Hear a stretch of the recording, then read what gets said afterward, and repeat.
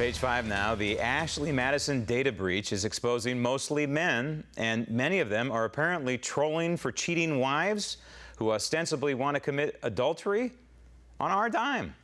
Thousands of government email addresses, .gov, .mil, email domains. So who did this? Hackers who call themselves Impact Team. The group released account information belonging to 40 million users. 40 million. 40 million cheaters in this country? Really? And many of them government workers, politicians, and members of the military? Really?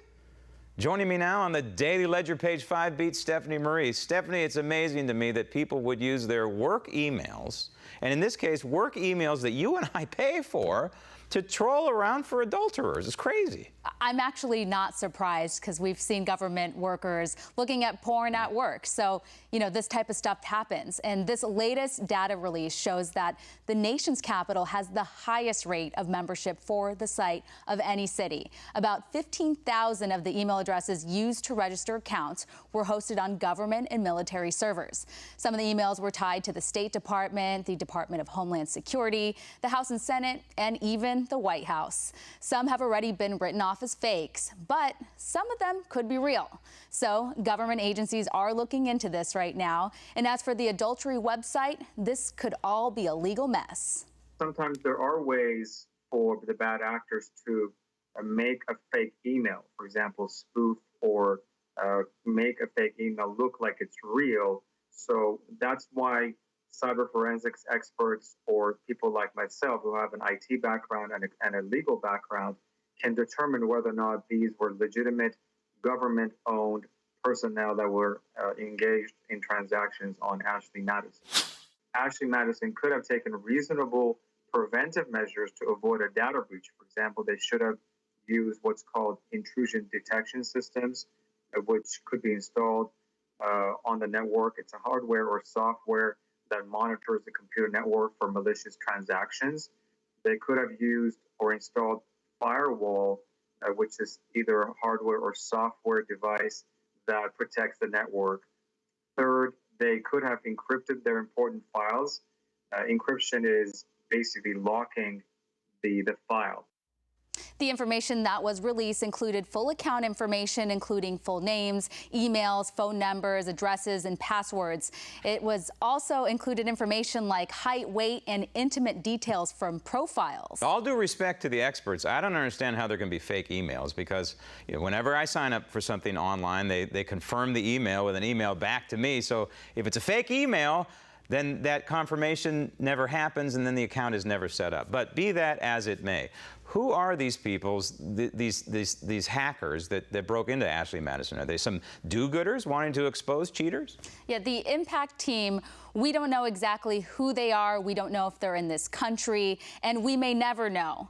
It is really hard to find hackers, but what we do know is that they are calling themselves activists, and they say that they're trying to make a moral point against adultery.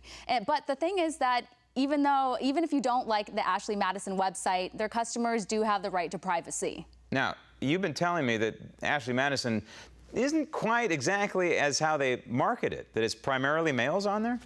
So exactly, 86% male, about 13% women, supposedly women. And I was just thinking, really, are there that many beautiful women on there for these men to go on and find and see who wants to, cheat and have a relationship with them with no strings attached? It's so ridiculous. And I read some of the reviews about the website, and it was mostly men complaining about, who they were seeing on there. It was mostly prostitutes, escorts, and scammers looking for money. Now, you said 86% men, 13% female?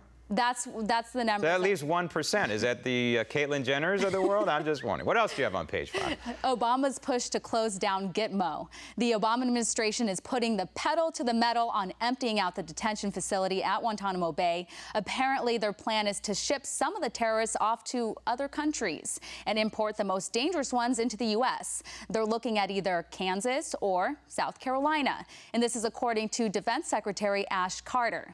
And as for how many they would like to bring into the heart of our country, Carter doesn't know. There are some who have been deemed eligible. There have been others who have not been deemed eligible, and it's that population that we need to find place to detain. And if it's not Gitmo, then it's got to be somewhere else.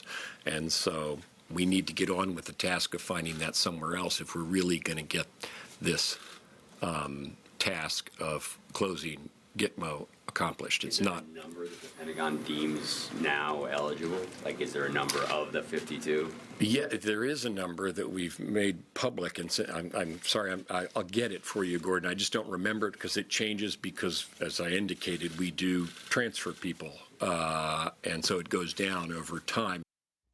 There are 116 prisoners left at Guantanamo. A total of 647 detainees have been transferred from Gitmo, and about 18% of those were confirmed to have re-engaged in terrorist activity. Another 11% were suspected of having re-engaged, and this is according to the Director of National Intelligence. So why Kansas and South Carolina exactly? Carter didn't explain why, but they were looking at the military prisons in both of those states. They already did visit Kansas. They're going to South Carolina next. But the governor of Kansas is already speaking out, and he says he has no interest in housing detainees in his state. Not in my backyard. Guantanamo Bay serves a purpose, but I truly believe that before he's done, Obama is going to close Gitmo, he's going to empty it, and he's going to tear up that lease that we have with Fidel Castro. Steph, thanks.